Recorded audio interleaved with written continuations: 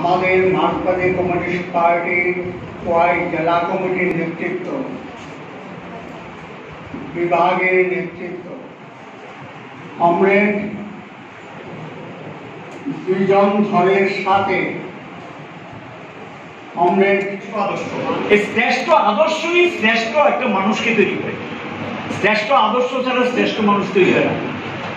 কাজে আগে হলো আদর্শটা, এবং এই যে আমার আদর্শ, আমাদের যে কর্মসূচি, এই কর্মসূচির মধ্যে দিয়ে কিন্তু আমরা যাই কিছু পরিচিতি লাভ করি, সেই পরিচিতিটা আমরা নিতে পারি। মানুষের মধ্যে আমরা গ্রহণযোগ্যতা, আমাদের যে গ্রহণযোগ্যতার একটা স্থান করে নেওয়া যায় কিসের ভিত্তিতে? আমাদের আদর্শের ভিত্তিতে, কর্মসূচির ভিত্তিতে।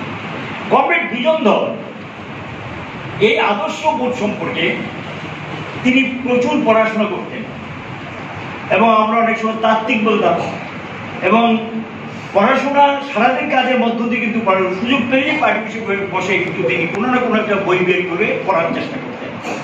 এবং এই যে পড়াশোনার মধ্য দিয়ে মার্ক্সবাদ এমন একটা বিষয়, এটা বিজ্ঞান, এটা একদিনই আপনি রপ্ত করতে পারবেন, একদিন জেনে সবটা জেনে ফেলবেন এই দাবি করা ঠিক না। যে বিশাল, এটা একটা দর্শন, এবং এটা একটা শ্রেষ্ঠ, এবং এখন পৃথিবীতে মার্ক্সবাদের বিকল্প কিছু বেরিয়েছে না, বেরোয়নি। কিন্তু যখন এই গ্লোবাল ইকোনমিক হলে উদারীকরণের ফল, বিশ্বায়নের কুফলে সারা বিশ্ব যখন মন্দা, চরম মন্দা চলছে, এই মন্দার থেকে বেরিয়ে আসার জন্য তথাকথিত উন্নত দেশগুলো পর্যন্ত এখন মার্ক্সের যে দর্শন সেটা খুলে তার যে অর্থনীতি সম্পর্কে তার বক্তব্য, এগুলি পড়ার চেষ্টা করছেন। কিভাবে বেরিয়ে আসা যায়, কিভাবে এর থেকে বেরিয়ে আসা যায়, কারণ বেরোনোর পথ একটাই, মার্ক্সিজম, দ্বিতীয় কোনো পথ নেই। দেয়ার নো অল্টারনেটিভ, কোনো প্রকার বিকল্প নেই, একটাই পথ, মার্ক্সিজমই আপনাকে সঠিক দিশায় নিয়ে যেতে পারে।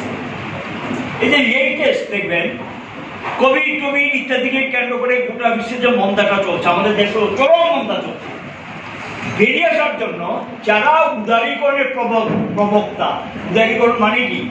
উদারীকরণের সহজ সরল ভাষাটা গিয়ে, উদারীকরণ মানে আমি দেশ উচ্চতে যাক, মানুষ মরে যাক, ছাড় ঘরে যাক, কিচ্ছু যায় আসে না, আমি আমাকে নিয়ে ভাববো। আর রাষ্ট্র শুধু, রাষ্ট্র তার উদারবাদী অর্থনীতির মূল বিষয় কি? রাষ্ট্র শুধু আপনার থেকে আদায় করবে, রাষ্ট্র আপনাকে কিছু দেবে না। আপনার সেবা আপনি করবেন, আপনার বিষয় আপনাকে ভাবতে হইব, সেখানে রাষ্ট্রের ভাবনা চিন্তার কোনো বিষয় নেই। এই হলো উদারীকরণের মুদ্রা কথা। এই অবস্থার মধ্যে যেখানে রাষ্ট্র সমস্ত ক্ষেত্রে দেখা যাচ্ছে, সামাজিক ক্ষেত্র থেকে সমস্ত ক্ষেত্রে মানে হাত তুলে নিচ্ছে, এই পরিস্থিতির মধ্যে গিয়ে এখন দেখা যায় উন্নত দেশগুলো বসে মিটিং করে সিদ্ধান্ত নিচ্ছে এই পরিস্থিতি থেকে বেরিয়ে আসার জন্য।